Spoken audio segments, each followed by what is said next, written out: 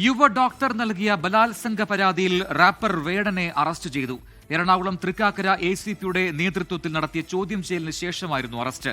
മുൻകൂർ ജാമ്യം ഉള്ളതിനാൽ വൈദ്യപരിശോധനയ്ക്ക് ശേഷം നടപടികൾ പൂർത്തിയാക്കി വിട്ടയച്ചു.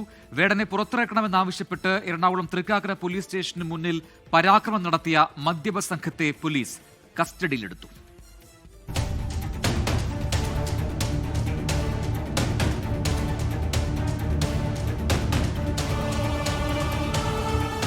ഇന്നലെയും ഇന്നുമായി നടന്ന ചോദ്യം ചെയ്യലിന് ശേഷമാണ് റാപ്പർ വേടന്റെ അറസ്റ്റ് രേഖപ്പെടുത്തിയത്.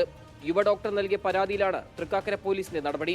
തൃക്കാക്കര ACPയുടെ നേതൃത്വത്തിലായിരുന്നു ഇന്നത്തെ ചോദ്യം ചെയ്യൽ. വേടനെതിരെ ഡിജിറ്റൽ തെളിവുകളുണ്ടെന്ന് പോലീസ് വ്യക്തമാക്കി. യുവതിയുമായുള്ള വാട്സ്ആപ്പ് ചാറ്റുകളും സാമ്പത്തിക ഇടപാടുകളുടെ രേഖകൾ നിരത്തിയായിരുന്നു ചോദ്യം ചെയ്യൽ. മുൻകൂർ ജാമ്യം ലഭിച്ചിട്ടുള്ളതിനാൽ വൈദ്യപരിശോധന ശേഷം വിട്ടയച്ചു. കേസിന് പിന്നിൽ ഗൂഢാലോചനയുണ്ടെന്ന ചോദ്യത്തിന് പിന്നീട് പ്രതികരിക്കാമെന്ന് മറുപടി. എല്ലാം പറയും. എനിക്കൊരു സമയം കിട്ടട്ടെ, ഞാനൊന്ന് ഫ്രീ ആവട്ടെ, ഈ തിരക്കൊക്കെ ഒന്ന് കഴിയട്ടെ, ഞാൻ ഫ്രീ ആവട്ടെ, എന്നിട്ട് ഞാൻ എല്ലാം പറയാൻ വന്നിട്ട് എവിടെ പോകാനാണ്, എല്ലാത്തിനും ഞാൻ ഹാജരായിരിക്കും. അതിനിടെ റാപ്പർ വേടനെ പുറത്തിറക്കണമെന്നാവശ്യപ്പെട്ട് തൃക്കാക്കര പോലീസ് സ്റ്റേഷന് മുന്നിൽ പരാക്രമം നടത്തിയ മദ്യപ സംഘത്തെ പോലീസ് കസ്റ്റഡിയിലെടുത്തു.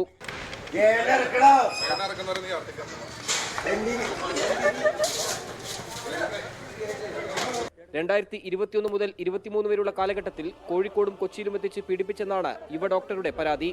24 കൊച്ചി.